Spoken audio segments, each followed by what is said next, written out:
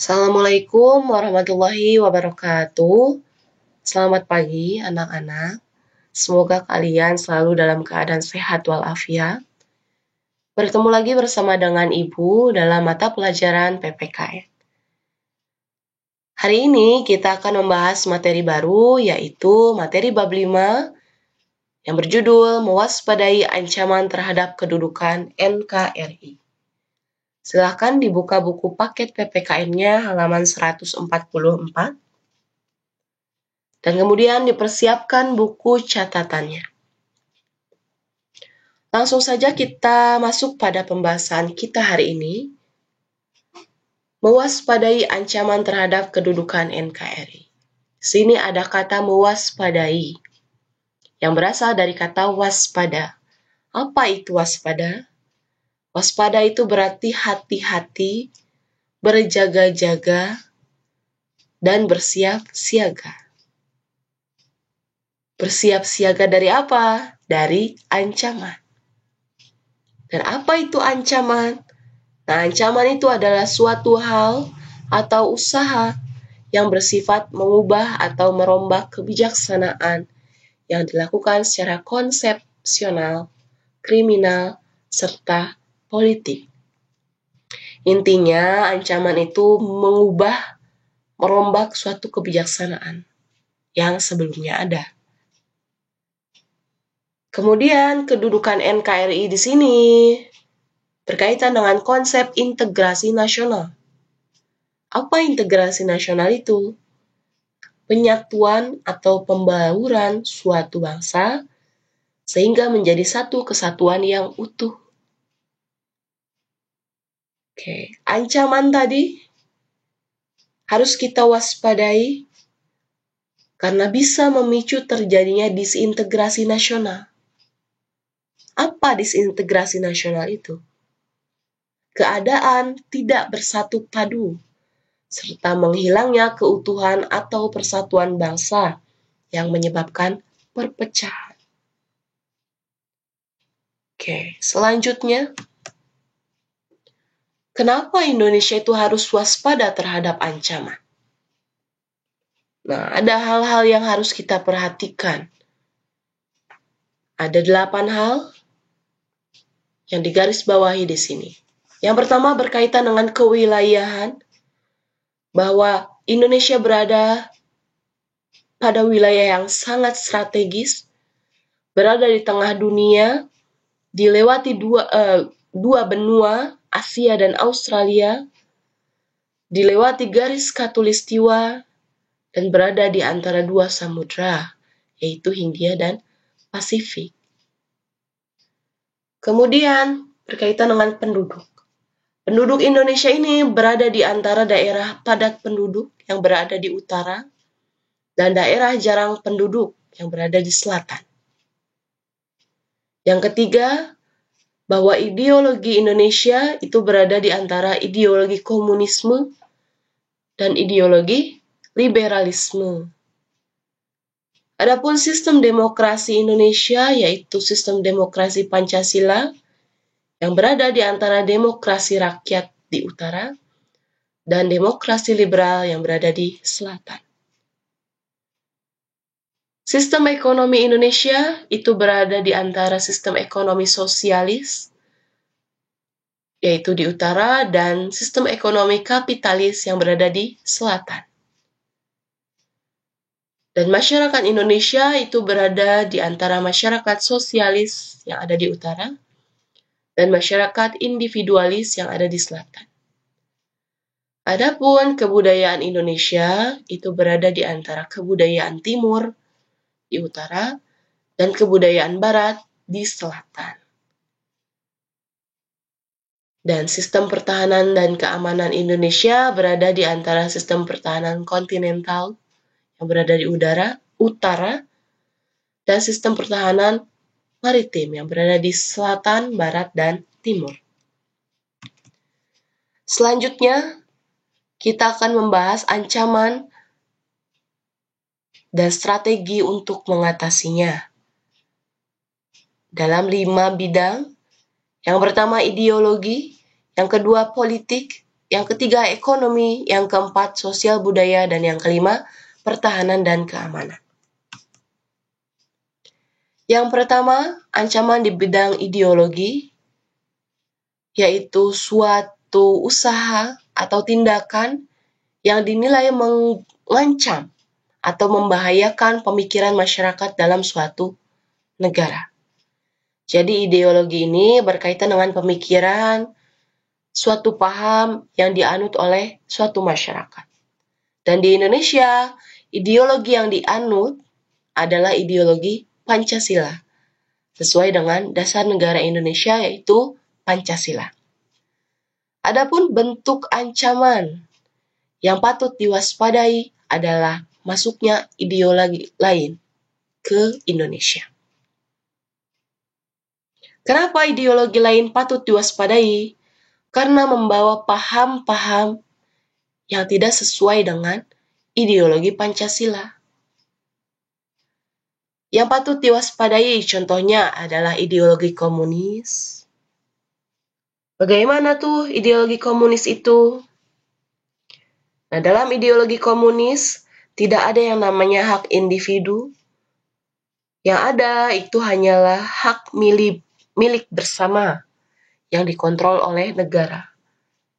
Jadi individu dalam suatu negara yang komunis itu tidak punya hak gitu. Kemudian ada liberalisme, yaitu pemahaman bahwa adanya kebebasan dan persamaan hak individu. Kalau tadi komunisme, individunya tidak punya hak, tapi liberalisme,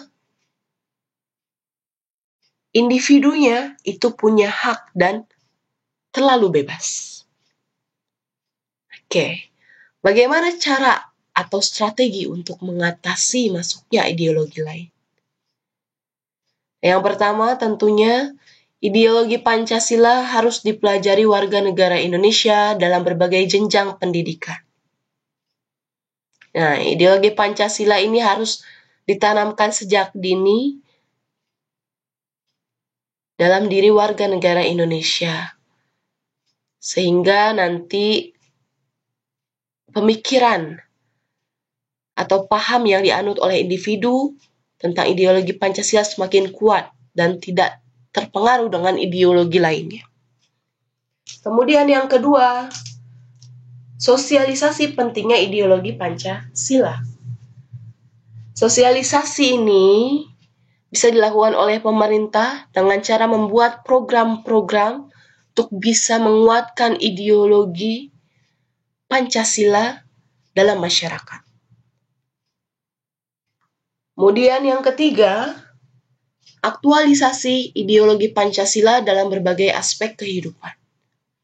Aktualisasi ini berkaitan dengan implementasi atau penerapan begitu. Penerapan ideologi Pancasila dalam berbagai aspek kehidupan. Jadi aspek kehidupan kita semuanya itu berbasiskan ideologi Pancasila. Sesuai dengan nilai-nilai Pancasila. Selanjutnya, ancaman di bidang politik, yaitu suatu usaha atau tindakan yang mengancam kedaulatan, keutuhan, dan keselamatan bangsa. Baik itu ancaman yang dari luar maupun dari dalam negeri. Apa bentuk ancamannya? Ancaman yang berasal dari luar yaitu intimidasi. Apa itu intimidasi? Tindakan untuk menakut-nakuti atau membuat gertakan yang memaksa orang untuk melakukan sesuatu. Kemudian ada provokasi, yakni membangkitkan amarah, tindakan menghasut, dan bisa memancing emosi orang lain. Nah, atau di sini blokade politik. Blokade itu pengepungan begitu, penutupan atau pemutusan hubungan politik. Dari dalam negeri bisa kita lihat Ada bentuk ancaman pengerahan massa untuk menumbangkan pemerintah yang berkuasa. Nah, bisa jadi demonstrasi. Demonstrasi dibolehkan asal tidak anarkis. Kemudian di sini ada separatisme. Apa separatisme itu? Gerakan untuk memisahkan diri dari suatu wilayah atau kelompok. Oke. Kemudian bagaimana cara atau strategi untuk mengatasinya? Yang pertama, mengembangkan demokrasi politik. Maksudnya apa? Maksudnya di sini pelaksanaan pemilihan umum harus sesuai dengan asas, luber, dan jurdil. Apa luber jurdil itu? Nah, silahkan kalian cari artinya. Kemudian yang kedua, mengaktifkan masyarakat sipil dalam arena politik. Artinya masyarakat atau rakyat itu didorong untuk bisa masuk ke dalam arena politik. Ikut serta dalam partai politik, misalnya. Kemudian yang ketiga, mengadakan reformasi lembaga-lembaga politik agar menjalankan fungsi dan peranannya dengan baik dan benar. Reformasi perbaikan, begitu kan? Perbaikan peranan, tugas, fungsi dari lembaga politik agar bisa menjalankan fungsinya lebih baik lagi ke depannya. Kemudian yang keempat, memperkuat kepercayaan rakyat dengan menegakkan pemerintahan yang bersih dan berwibawa. Ini tugasnya pemerintah ya untuk bisa membangun kepercayaan rakyat. Trust, kepercayaan rakyat kepada pemimpin yang telah dipilih oleh rakyat. Yang bersih dan berwibawa. Artinya apa? Tidak ada yang namanya korupsi. Sehingga nanti masyarakat akan percaya dengan kinerja pemerintah yang sesuai dengan keinginan rakyat. Kemudian yang kelima, menegakkan supremasi hukum. Apa itu supremasi hukum? Masih ingat? Menegakkan dan menempatkan hukum dalam posisi yang paling tinggi. Jadi, segala hal, segala aspek kehidupan harus didasari oleh hukum yang berlaku. Kemudian yang keenam, memperkuat posisi Indonesia dalam politik internasional.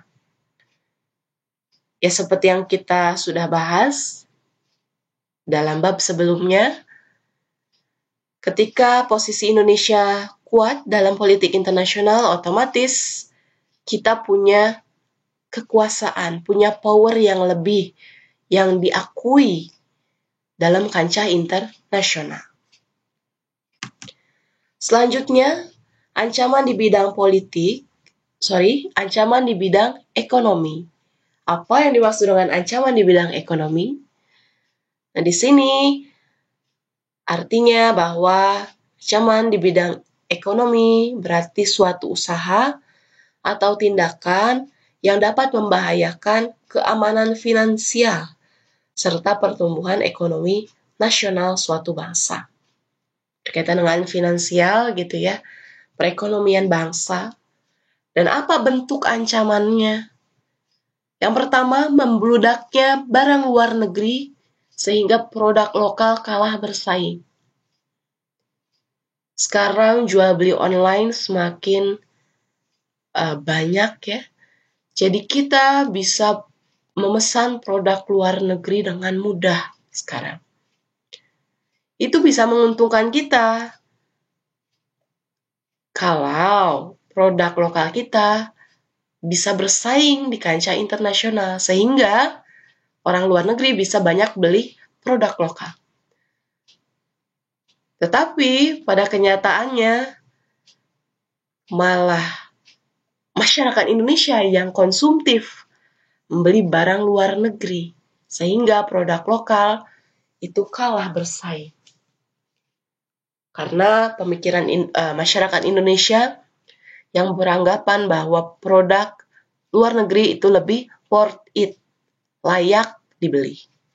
Kemudian yang kedua, asing akan menekan pemerintah karena mudahnya mereka menanamkan modal di Indonesia. Penanaman modal di Indonesia oleh asing sekarang semakin mudah. Nah, ketika asing bisa menanamkan modal dengan mudah di Indonesia, mereka akan mengontrol, menekan pemerintah untuk sesuai dengan keinginan mereka. Karena mereka merasa punya modal, menanamkan modal yang besar. Kemudian yang ketiga, pemilik modal yang besar akan memonopoli pasar. Ini berkaitan dengan kesenjangan sosial ya, yang punya modal besar akan menguasai pasar. Dan yang tidak punya modal itu akan ditekan keberadaannya. Kemudian yang keempat, sektor ekonomi rakyat yang diberikan subsidi itu semakin berkurang, sehingga meningkatnya angka pengangguran dan kemiskinan. Sektor ekonomi rakyat dalam hal ini UMKM misalnya, subsidinya semakin berkurang, sehingga banyak masyarakat yang nganggur. Dan akibatnya terjadi kemiskinan.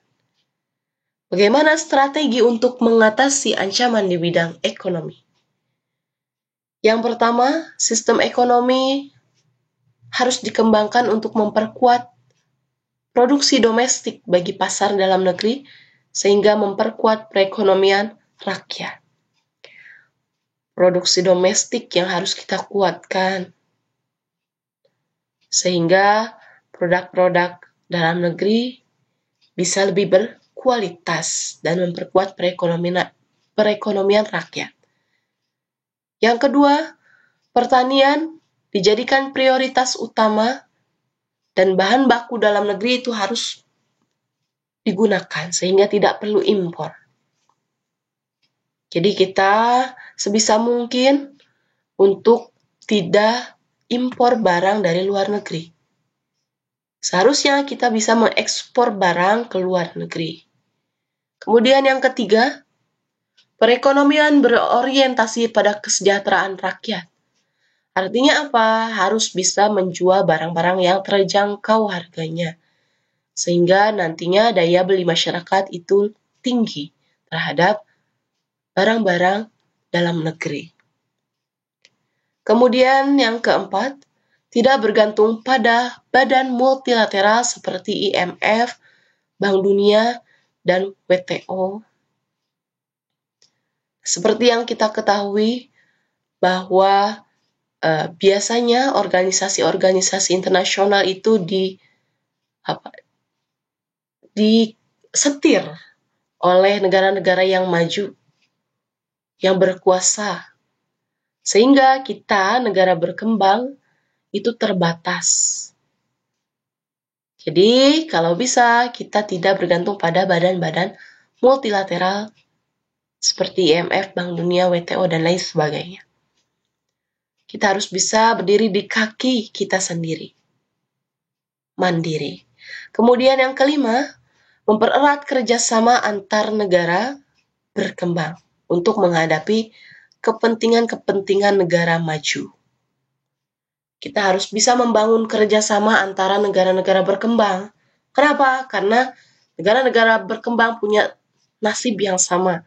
Kita masih dalam fase berkembang. Dan negara berkembang, jangan sampai kita disetir oleh negara-negara yang maju.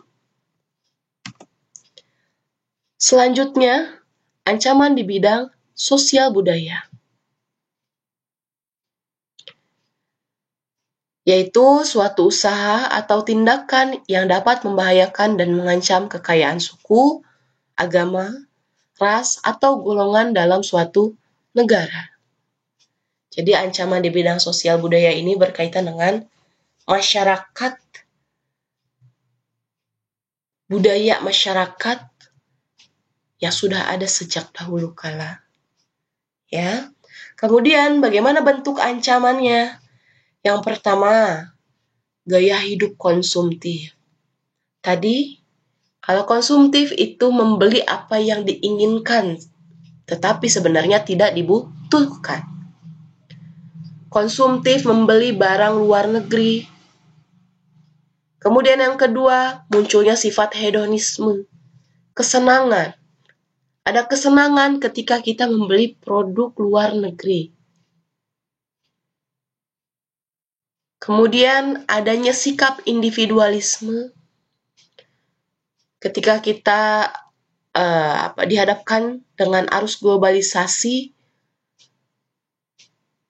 dan sekarang kita berada pada era industri 4.0 yang mana segala sesuatunya itu memanfaatkan teknologi. Individualisme di sini seperti apa? Main game online. Ketika main game online lupa akan adanya orang sekitar. Mementingkan diri sendiri atau egoisme.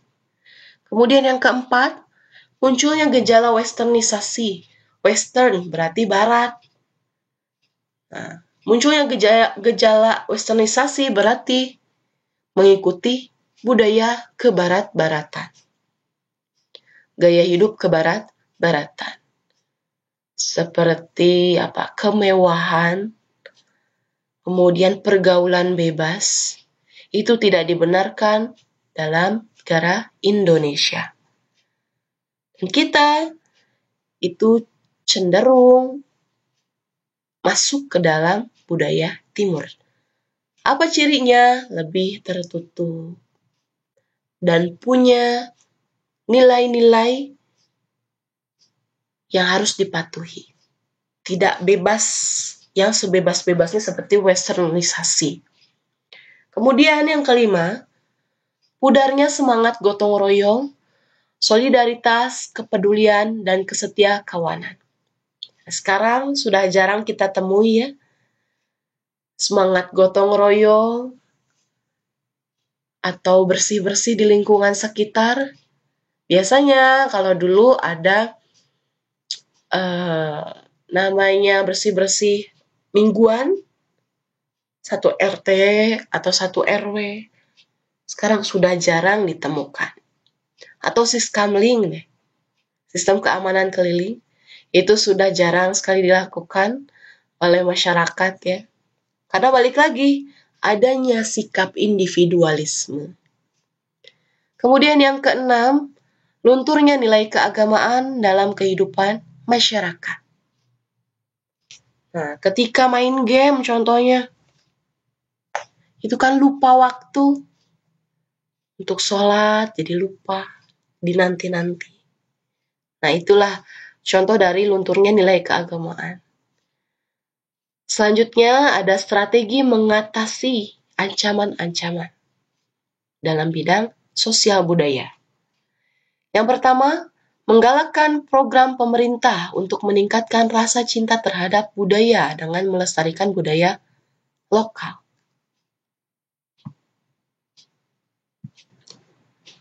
Contohnya apa? Nah, program pemerintah untuk menggunakan pakaian adat sesuai dengan hari-hari tertentu. Kemudian mempelajari dan memakai bahasa daerah dalam hari tertentu misalnya. Atau mengadakan pentas seni yang mengangkat kebudayaan Indonesia. Kemudian yang kedua, memelihara keselarasan dan keseimbangan fundamental. Keselarasan antara manusia dengan alam, manusia dengan masyarakat, dan manusia dengan Tuhan. Kemudian yang ketiga, meningkatkan kesadaran akan pentingnya toleransi. Kita tidak bisa hidup tanpa orang lain, tanpa bantuan orang lain. Kemudian kita tidak bisa hidup tanpa orang lain yang meskipun berbeda agama, ras, atau antar golongan. Maka dari itu kita harus meningkatkan kesadaran toleransi antar suku, agama, ras, dan antar golongan. Karena kita adalah makhluk sosial. Kemudian yang keempat, menghargai adanya perbedaan. Sama saja, seperti tadi, perbedaan itu harus bisa menjadi dasar untuk kita berupaya menyatukan diri. Oke, selanjutnya, ancaman di bidang pertahanan dan keamanan, yaitu suatu usaha atau tindakan yang dapat membahayakan dan mengancam kedaulatan negara, keutuhan wilayah, dan keselamatan segenap bangsa melalui ancaman militer. Oke. Jadi, ancaman di bidang pertahanan dan keamanan ini umumnya dilakukan secara militer. Maksudnya gimana tuh secara militer itu? Ancaman yang menggunakan senjata, persenjataan biasanya. Oke.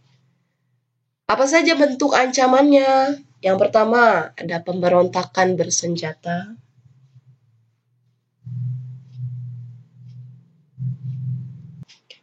Pemberontakan bersenjata ini melawan pemerintah Indonesia yang sah dan merupakan bentuk ancaman militer yang dapat merongrong kewibawaan negara dan jalannya roda pemerintahan.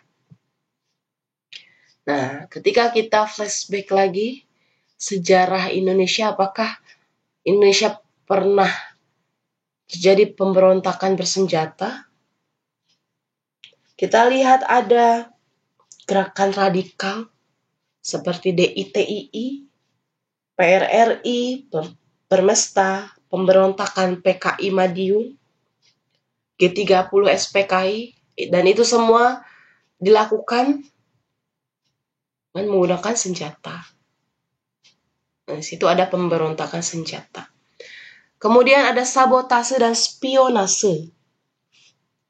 Sabotase ini adalah tindakan pengerusakan secara sengaja dan terencana pada sesuatu yang berbentuk fisik dengan tujuan untuk mendesak keinginan pihak yang menyabotase. Jadi, kalau sabotase itu pengerusakan sengaja dan terencana biar sesuai dengan keinginan yang dimau oleh orang yang mensabotase. Apa saja yang dirusak? Biasanya itu ada fasilitas umum, bandara, kemudian ada jembatan dan lain sebagainya. Kemudian ada spionase. Spionase itu tindakan mengintai untuk mencari informasi yang sifatnya rahasia. Contohnya apa nih? KPK nih contohnya. Menyadap pelaku yang diduga korupsi. Nah, itu masih boleh karena memang itu tugasnya KPK.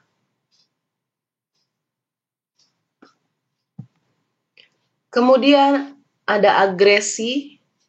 Agresi itu perilaku yang mengacu pada kekerasan, intimidasi, dan perilaku emosional.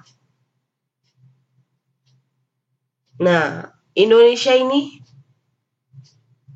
pernah merasakan pahitnya diinvasi atau diagresi oleh Belanda yang ingin kembali menjajah Indonesia sebanyak 2 kali, yaitu pada tanggal 21 Juli 1947 dan 19 Desember 1948.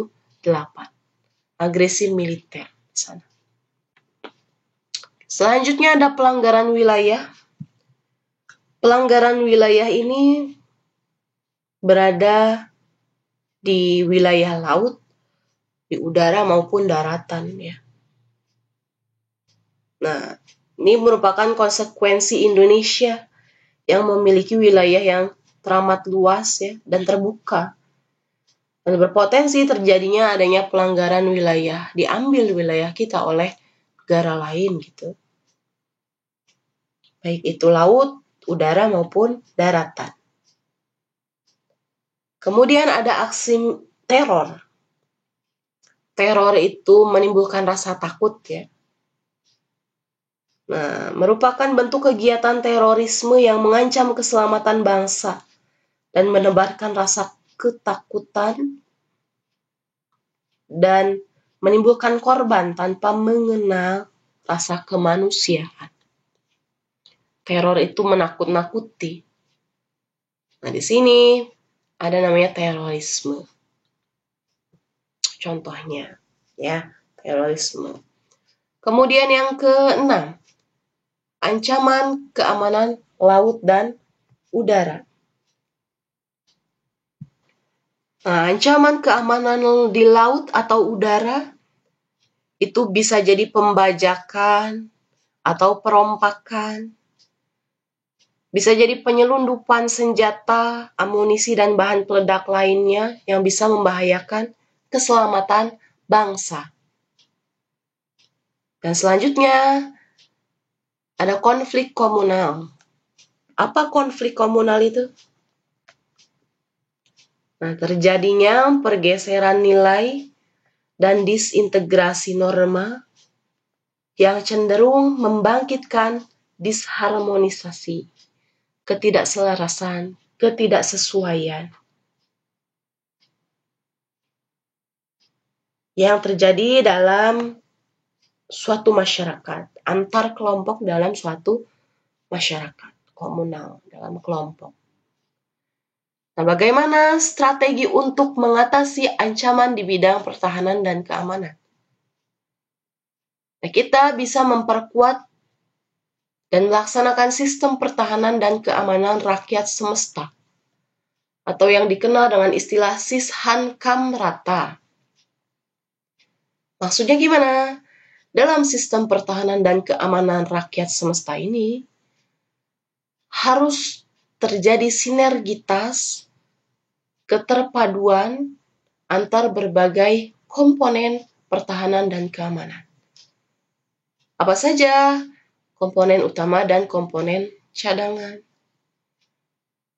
Harus ada sinergitas antara TNI dan Polri sebagai komponen utama, dan harus ada sinergitas antara komponen utama tersebut dengan komponen cadangan yang meliputi warga negara, kemudian sumber daya alam, sumber daya buatan, serta sarana dan prasarana nasional. Jadi kita harus bisa memperkuat komponen utama dan komponen cadangan, dan perlu diperhatikan bahwa memang warga negara Indonesia itu seluruhnya punya kewajiban untuk bisa menjaga dan untuk bisa menjaga dan mempertahankan NKRI seperti amanat Undang-Undang Dasar 1945. Nah, warga negara itu punya hak dan kewajiban untuk bela negara, untuk menjaga pertahanan dan keamanan bangsa. Itu merupakan amanat Undang-Undang Dasar 1945. Silahkan dicari nanti pasal berapakah itu. Oke. Baik, sekian materi yang dapat Ibu sampaikan dalam pertemuan kali ini.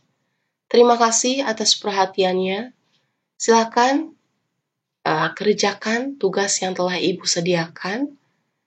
Dan semoga kalian tetap semangat, tetap jaga kesehatan. Sampai bertemu lagi di pertemuan berikutnya. Terima kasih sekali lagi. Wassalamualaikum warahmatullahi wabarakatuh.